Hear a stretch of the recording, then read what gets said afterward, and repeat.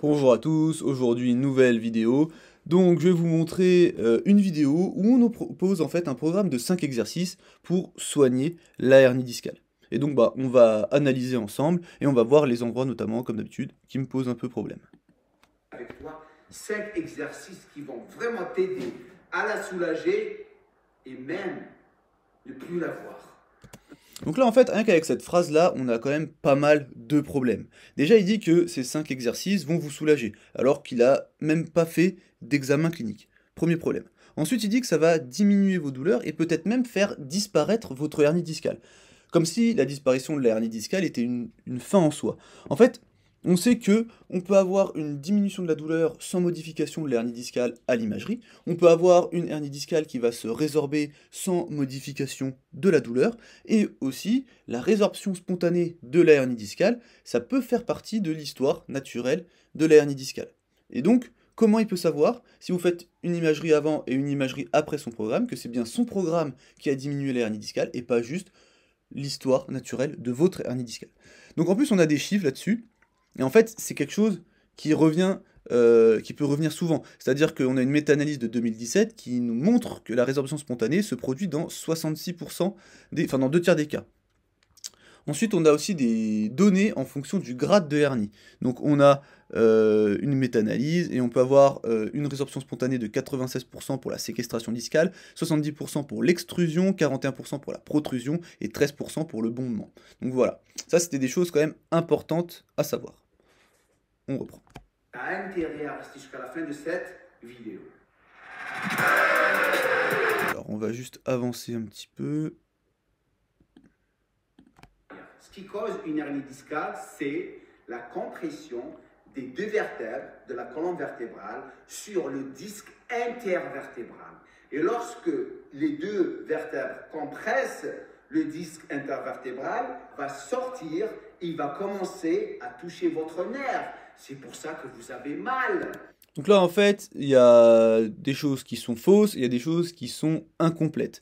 Donc il a résumé les problèmes de disque à les vertèbres compressent un disque. Déjà, il y a plusieurs problèmes de disque. Il faut bien comprendre ça. Donc on a les problèmes de disque qui dégénèrent. Donc ça, c'est la thèse que je vous avais présentée dans la partie 1. Donc on a les disques qui dégénèrent. Donc je vais juste vous expliquer le principe, parce qu'après on reviendra dessus sur les mécanismes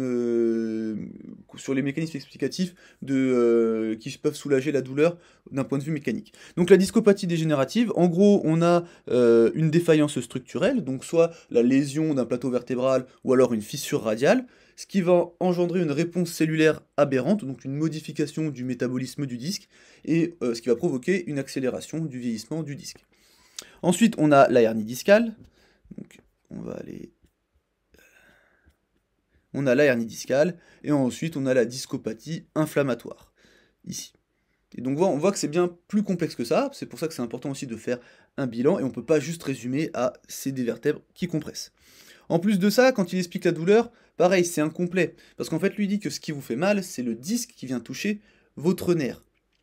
Alors déjà, on va répéter, mais ça j'ai déjà dit dans la première vidéo, le disque il va pas, il glisse pas, il part pas. Hein. Le disque il est ancré à la vertèbre du dessus, à la vertèbre du dessous, et en fait c'est un déplacement de matériel discal, hein, c'est pas un déplacement du disque qu'on va avoir. Et donc lui dit que c'est ce disque qui se déplace, qui touche le nerf et qui vous fait mal. Et ben en fait, pas forcément. Ça peut être le disque qui fait mal, ça peut être le disque qui vient irriter le nerf et c'est le nerf qui vous fait mal, et ça peut être le disque et le nerf qui vous font mal. Donc ça, pareil, c'est quelque chose de très important à savoir. Ok, ça c'est la première des choses.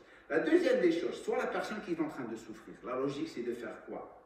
C'est de faire l'opposé, c'est-à-dire décompresser les deux vertèbres, comme ça le liquide va revenir à Donc l'intérieur. là, on va faire une pause rapide. En fait, c'est pas liquide hein, à l'intérieur du disque. Le noyau pulpeux, ça ressemble à ça. Hein. C'est pas du liquide.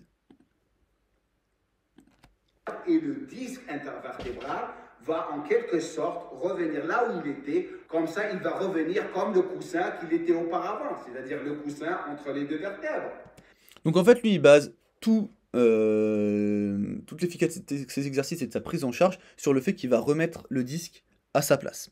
Donc en fait, l'objectif dans une rééducation, c'est pas du tout de remettre le disque à sa place.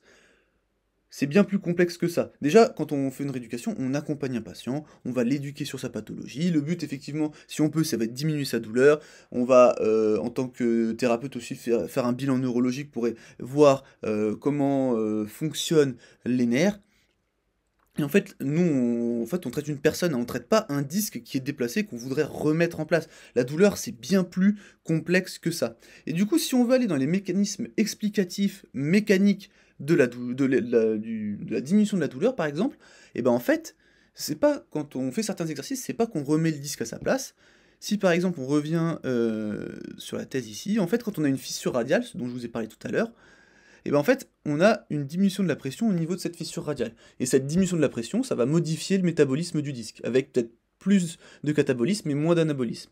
Et en fait, quand on vient faire certains mouvements, par exemple, on va prendre quelqu'un qui a une douleur discale avec une préférence directionnelle en extension, donc il est amélioré avec de l'extension, et ben en fait, en faisant de l'extension, on va rétablir la pression dans le disque et relancer le bon métabolisme du disque. Donc voilà, ça serait une explication mécaniste de pourquoi ça marche, certains exercices, et pas du tout de on remet le disque à sa place.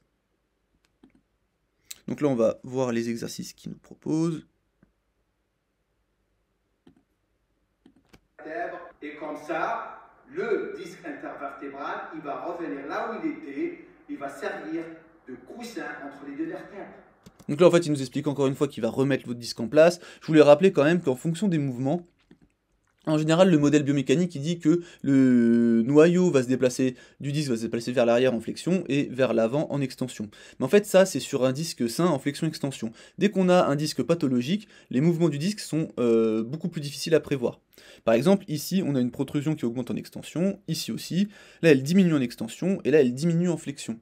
Donc ça va quand même un peu contre le modèle biomécanique discale, hein. En général, en extension, on pense que ça va diminuer la hernie, bah là, on voit que non. Et en général, la flexion, on dit que ça va augmenter la hernie, et bah en fait, là, non. Donc, on ne peut pas prévoir le déplacement du disque dans un disque pathologique. Et là, c'est ce qu'il est en train de faire. Donc, on va avancer un petit peu. Tu as besoin d'une chaise. Tu vas t'asseoir, ok, comme ça. Bien. Étends les jambes. Garde les genoux fléchis, ok? Tu vas mettre les mains ici, tu vas remonter et tu vas relaxer. Donc en fait là je vous montre juste pour vous montrer qu'il repart sur un principe de décompression de la colonne, ok? Donc en fait pour dire qu'en fait c'est uniquement basé sur ça les exercices qu'il vous propose. On va avancer un petit peu.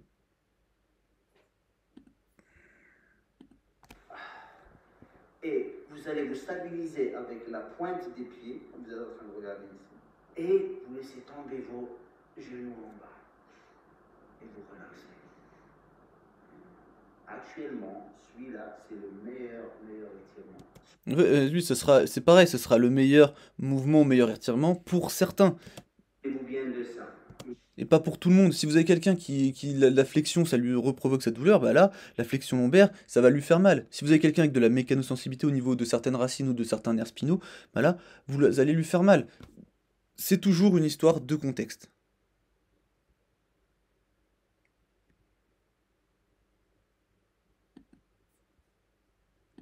Dans le monde Donc là, il va nous parler de l'extension. yoga, on appelle ça la pose du cobra. Et elle est très très utilisée pour, en quelque sorte, soulager les hernies discales, faire un étirement spécifique. Mais le problème avec ça, c'est que vous avez différents degrés d'hernie discale. Dans certaines situations, elle peut faire plus de mal que de bien. C'est pour ça qu'il faut passer. Et donc là, en fait, il dit que ce mouvement-là peut faire plus de mal que de bien. Donc ça, c'est vrai. Mais en fait, tous les exercices qu'il a présentés avant peuvent faire plus de mal que de bien. En fait, il n'y a aucun exercice universel, hein. Ça, il faut bien le comprendre. Les étapes suivantes pour que vous puissiez vraiment vous adapter à cette pose. Bon là on va faire une petite pause, en gros il va vous montrer une évolution sur plusieurs semaines où on part d'une position allongée sur le ventre et au fur et à mesure on va rajouter de l'extension. Et ben en fait ça pareil, ça va dépendre, il y a des gens, l'extension ça va les améliorer et ils vont ils vont avoir besoin de faire beaucoup d'extension dès le début. Et même d'aller en fait en fin d'amplitude, et c'est la fin d'amplitude qui va les soulager. Donc en fait là, ce mouvement-là, ça peut leur faire perdre du temps à ces gens-là. Donc voilà, c'est toujours une histoire de contexte. Et je voulais juste vous montrer ce qu'il propose en termes de posologie d'exercice, on va dire. Corps et en quelque sorte relax. Voilà, 3 à 4 séries de 5 à 10 minutes. Quand on arrive à 4 séries de 10 minutes, ça commence à faire vraiment beaucoup. Ok, 40 minutes plus les autres exercices. Si c'est pour faire une heure, ça commence, au moins une heure de mouvement, je pense. Enfin voilà, déjà juste passer 40 minutes en position d'extension, c'est très long. Voilà. Ensuite, on va avancer. 5 semaines, le temps que ça vous prendra. Maintenant, on va passer au prochain et dernier exercice qui soulage l'hernie discale.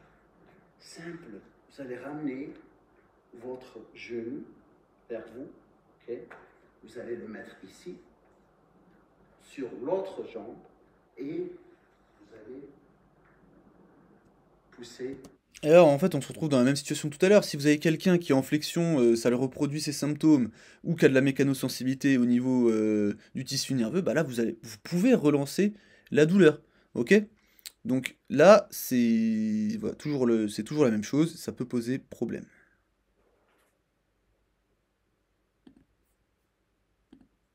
J'espère que cette vidéo vous a aidé. Essayez-les, laissez-moi des commentaires ou envoyez-moi des emails, comme ça je verrai les personnes qui sont en train de faire les choses jusqu'à la fin et les personnes qui sont en train d'abandonner.